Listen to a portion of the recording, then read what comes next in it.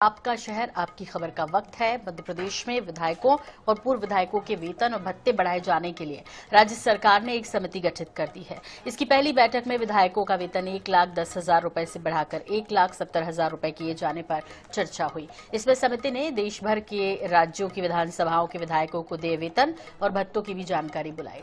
इसका 11 नवंबर को होने वाली समिति की बैठक में अध्ययन किया जाएगा। इसके बाद विधायकों के वेतन बढ़ाए जाने पर अंतिम निर्णय लिया जाएगा। समिति इसी महीने इस बारे में रिपोर्ट तैयार कर अपनी अनुशंसाएं संसदीय कार्य विभाग को सौंपेगी, ताकि 1 दिसंबर से होने वाले शीतकालीन सत्र में विधायकों के बढ़े हुए वेतन को स्वीकृति मिल सके। विधायकों के वेतन निर्धारण के लिए गठित समिति के अध्यक्ष वित्त मंत्री जगदीश देवड़ा है। 2 सदस्य पूर्व मंत्री और वरिष्ठ विधायक अजय विश्नोई, सचिन यादव है। समिति की पहली बैठक में सदस्यों ने जो सुझाव रखे हैं उसमें वेतन भत्तों के मामले में पेचीदगी आ गई। बड़ा मामला ये है कि विधायकों का वेतन 1,10,000 रुपए देय है, जिससे बढ़ाकर अब 1,70,000 किए जाना है। इसमें विधायकों का मूल वेतन भी है जो अभी 30,000 रुपए है, उसे बढ़ाकर 50,000 रुपए कर दिया जाए, ताकि भत्तों का नए सिरे से निर्धारण हो सके।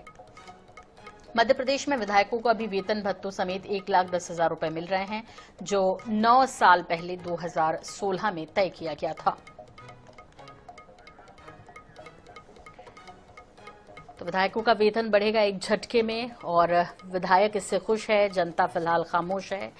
और मध्य प्रदेश में विधायकों का वेतन 1,70,000 करने की तैयारी है और समिति की भी इसको मंजूरी मिल सकती है। इस पर ज्यादा जानकारी के लिए बात करेंगे हमारे सहयोगी और ब्यूरो प्रमुख अनुराग मालवीय भोपाल से हमारे साथ जुड़ गए हैं।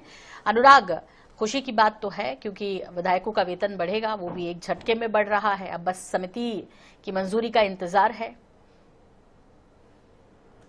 देखिए, बिल्कुल निश्चित रूप से एक झटके में बढ़ेगा, ये एकदम सही शब्द है। इसलिए सही शब्द है कि हम देखते हैं किसी कर्मचारी का वेतन, किसी सरकार शासकीय कर्मचारी के वेतन को बढ़ाने के लिए 2 से 3 साल की प्रोसेस की जाती है।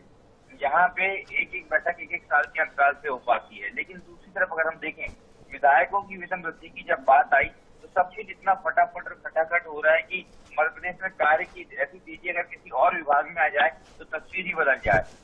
ये है कि सिर्फ आप देखेंगे 15 दिन के भीतर समिति तय हुई, एक बैठक होगी। अगली बैठक यानी कि फाइनल बैठक 11 नवंबर को होगी और 1 महीने के भीतर यानी कि शीतकालीन सत्र के पहले दिन ही ये माना जा रहा है कि इससे नए वेतनमान का लाभ विधायकों को मिलने लगेगा। तो बड़े स्पष्ट रूप से समझ में आता है कि जब और इस मामले में कोई विरोध प्रतिरोध नहीं है। यहाँ कांग्रेस भी ये भूल जाती है कि अभी किसानों की फसलों का नुकसान हुआ, उनके मुआवजे रुके हुए हैं। कांग्रेस ये भूल जाती है कि मध्य प्रदेश कर्ज में डूबा, दीपावली पर वेतन नहीं मिले। तो ये तमाम चीजें सवालों के दायरे में इसलिए खड़ी होती है। ये नहीं कि विधायकों का वेतन बढ़ाया जाना आश्चर्यजनक है। और तो और उसमें बड़ी बात यह है सोनल जी, जो महत्वपूर्ण जानकारी इस संदर्भ में है वो ये है कि 365 दिन जो है उसके भत्ते की बात हो रही है। मध्य प्रदेश में अभी तक के विधानसभा सत्र के कुछ दिनों का भत्ता मिलता है और अब 365 दिन का भत्ता देने की जो बात हो रही है ये और एक बड़े सवाल खड़े करती है। क्योंकि आप सत्रों की अवधि को देखेंगे तो बहुत छोटी छोटी मध्य प्रदेश में सत्रों की अवधि होती है, तो इस लिहाज से ये सवाल और ज्यादा बड़ा हो जाता है और ज्यादा खड़ा हो जाता है। तो इन तमाम चीजों के बीच में अगर ये वेतन वृद्धि की बात करते हैं तो ये वेतन वृद्धि उतनी आपत्तिजनक नहीं है जितनी इसकी प्रक्रिया और इनके लेकर जो अलग अलग मांगे समिति द्वारा विधायकों के पक्ष में रखी गई वो है। जी बिल्कुल अनुराग, तो अब लोगों की कोई प्रतिक्रिया या इस पूरे घटनाक्रम के बाद कोई प्रतिक्रिया, क्योंकि मुझे लगता है अब इसमें तो पक्ष और विपक्ष एक ही होंगे। रही बात लोगों की, तो क्या कुछ प्रतिक्रियाएं भी मिल पाई आपको? देखिए, बिल्कुल निश्चित रूप से अगर हम बात करें लोगों की प्रतिक्रिया की या इस तरीके से, तो अभी 2 बहुत महत्वपूर्ण प्रतिक्रियाएं कहीं ना कहीं आई है।